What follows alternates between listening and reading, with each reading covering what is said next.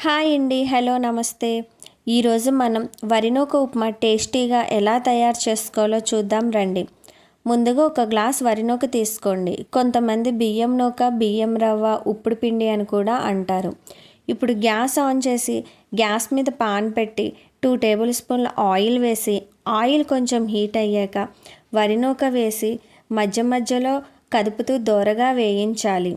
అలా వేగిన వరి నూకను ఒక ప్లేట్లోకి తీసుకోండి.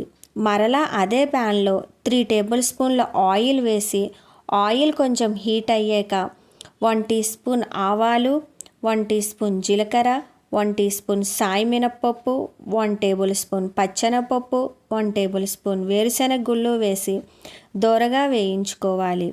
తరువాత చిన్నగా కట్ చేసి పెట్టుకున్న బంగాళదుంప ముక్కలు వేసి ఒక 5 మినిట్స్ వేయించండి.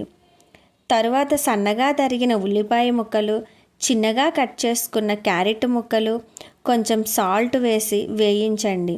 అలా కొంచెం సాల్ట్ వేయడం వల్ల ముక్కలు త్వరగా వేగుతాయి.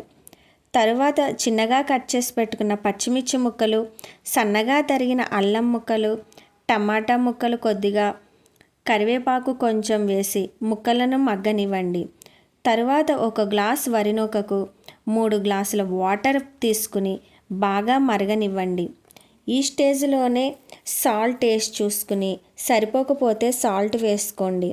తరువాత వేయించి పెట్టుకున్న వరి నూకను మరుగుతున్న వాటర్లో పోసి వరి నూక మొత్తం కలిసేలా కలుపుకొని దాని మీద మూత పెట్టి ఒక 5 మినిట్స్ ఉడకనివ్వండి. ఉప్మా మొత్తం ఉడికాక లాస్ట్లో కొత్తిమీర కొద్దిగా వేసుకుని స్టవ్ ఆఫ్ చేయడమే. అంతేనండి, వేడి వేడి వరి నూక ఉప్మా రెడీ. ముందుగా నా వీడియో మీకు నచ్చినట్లయితే నా ఛానల్ని లైక్ చేసి, షేర్ చేసి, సబ్స్క్రైబ్ చేయండి.